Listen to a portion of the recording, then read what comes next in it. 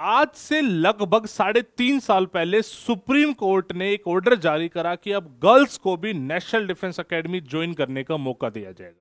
ये एक ऐतिहासिक स्टेप था इंडियन आर्म फोर्सेस में, बिकॉज अपने आप में एनडीए एंट्री बहुत ही ज्यादा यूनिक है और गर्ल्स में इसकी एंट्री होना पूरी डेफिनेशन ही चेंज कर देगी हमारी आर्म फोर्सेस को। अब मैं आपको बताता हूं, जो 30 जून आ रहा है, इस 30 जून को पहला बैच पास आउट हो रहा है जब ये गर्ल्स इंडक्ट हुई थी। मैं मतलब ये बताते हुए बहुत प्राउड भी फील करता हूं कि उस पहले बैच में भी हमारी स्टूडेंट गई थी, जहाँ जो पास आउट हो गई तो दिल की खुशी कुछ अलग ही होगी। खैर वो बातें अलग है, लेकिन मैं आज आपको बताना चाह रहा हूं कि why NDA is best option for girls. मतलब आप समझो, मैं आपको ये लिटरली बता रहा हूं, अगर डिफेंस फोर्सेस में जाना है तो इससे बेस्ट कोई एंट्री नहीं हो सकती गर्ल्स के लिए। दूसरा, इससे बेस्ट कोई करियर ऑप्शन नहीं हो सकता इन जनरल। मतलब ये इसलिए नहीं बोल रहा कि मैं एनडीए के लिए पढ़ाता हूं तो भाई साहब मैं एनडीए के गुणगान गा रहा हूं, नहीं, ये एक्चुअली में है। मैं आपको बताता हूं क्यों। बहुत सारे लोग ऐसे होंगे जो बाई चांस मुझे ना जानते हो, तो मेरा नाम सुमित कुमार है। पिछले 5.5 साल से मैं एनडीए एस्पिरेंट्स को गाइड कर रहा हूं। हजारों बच्चों का हमने एनडीए रिटर्न क्लियर कराया, उसमें से कुछ बच्चे अकेडमी पहुंचे, ट्रेनिंग लेके पास आउट भी हो चुके हैं, कुछ अंडर ट्रेनिंग है। हम ऑफलाइन एंड ऑनलाइन दोनों ही माध्यम से बच्चों को गाइड करते हैं। आप भी अगर किसी टाइप की कोई गाइडेंस चाहते हो तो आप हमें ज्वाइन कर सकते हो। मैं क्लेम करता हूं आज की डेट में इंडिया में हाईएस्ट सिलेक्शन रेट हम डिलीवर कर रहे हैं with best quality content and expert team. हर बच्चे पे इंडिविजुअली काम करते हैं, समझ है कि क्या करना है क्या नहीं करना, हेंस इतना प्यार हमें मिल पाता है। खैर, that is a different scenario. मैं आपको बताता हूं कि why NDA is best option for girls. देखिए, सबसे पहले तो एक बात समझिए, पिछले 3 साल में 125 लड़कियों ने एनडीए को ज्वाइन करा है। कुछ लोगों ने छोड़ दिया, 121 रह गई। बट ये मैं आर्मी, नेवी, एयरफोर्स तीनों को मिला के बता रहा हूं। ज्यादा सीट्स ऑब्वियसली आर्मी में रही है, उसके बाद फिर नेवी में रही है, फिर एयरफोर्स में रही है। मैं बोल रहा हूं कि ये बेस्ट एंट्री है। उसकी वजह ये है कि भाई साहब 12th पास करने के बाद आप सीधा ऑफिसर बन गए हो। आपकी ट्रेनिंग होगी 3 साल एनडीए में और 1 साल रिस्पेक्टिव एकेडमी में। अगर आर्मी में हो तो भाई आईएम में जाओगे, नेवी है तो आईएनए, एयरफोर्स जाओगे तो एएफए जाओगे, और उसके बाद आप सीधा कमीशन हो जाओगे एज ऑफिसर। 12th के बाद सीधा ऑफिसर की ट्रेनिंग शुरू होगी।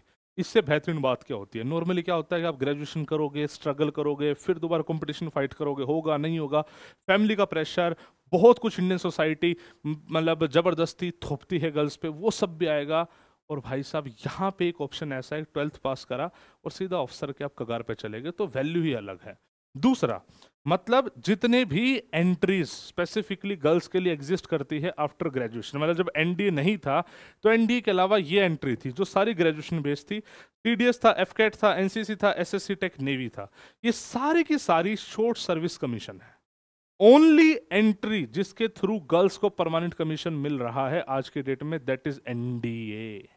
इसके अलावा कोई भी और परमानेंट कमीशन ऑफर नहीं करती है। कुछ कुछ गर्ल्स को परमानेंट कर देती है बाद में जाके, लेकिन नॉर्मली कोई और एंट्री नहीं करती। एक और एंट्री है जिसका नाम एमएनएस है, वो मिलिट्री नर्सिंग सर्विसेज है, थोड़ी सी ज्यादा स्पेसिफिक होगी, काम भी थोड़ा अलग है, राइट। लेकिन ये सब शॉर्ट सर्विस कमीशन थी और एनडीए आपकी परमानेंट कमीशन है। इसका मतलब समझ रहे हो कि भाई साहब टिल आपकी बुढ़ापा, रिटायरमेंट की एज, भाई सरकारी बोलते हैं ना 60 साल, 60 ईयर्स तक की सर्विस आपकी कंफर्म होगी।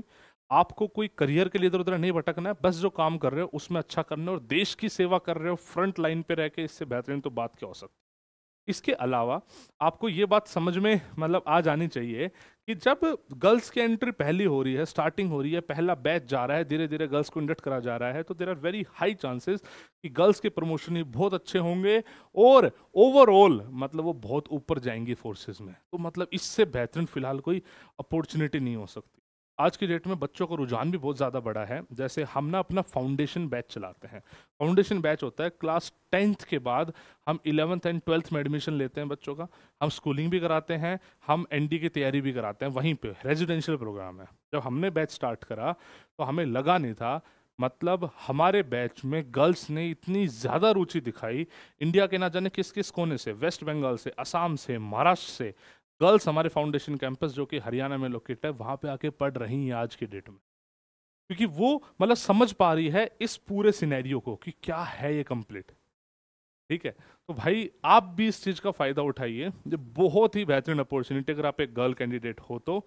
और मैं आपको बता दूं उतना मुश्किल भी नहीं है, मतलब सच बता रहा हूँ उतना मुश्किल भी नहीं है। लोगों ने बहुत हवा बना रखा है, बट एक्चुअली उतना मुश्किल नहीं है। अगर आप राइट गाइडेंस फॉलो करोगे, आपको पता होगा कि क्या पढ़ना है क्या नहीं पढ़ना है, कहाँ टाइम वेस्ट नहीं करना है, बस effective utilisation of your time कर लो, मामला ख़त्म है। ठीक है। वही चीज़ हम कराते हैं भी, इनकेस आपको हमारी हेल्प चाहिए तो। कोई डाउट कोई परेशानी तो कमेंट सेक्शन में बातचीत कर सकते हैं। सी यू सून। जय हिंद, जय भारत।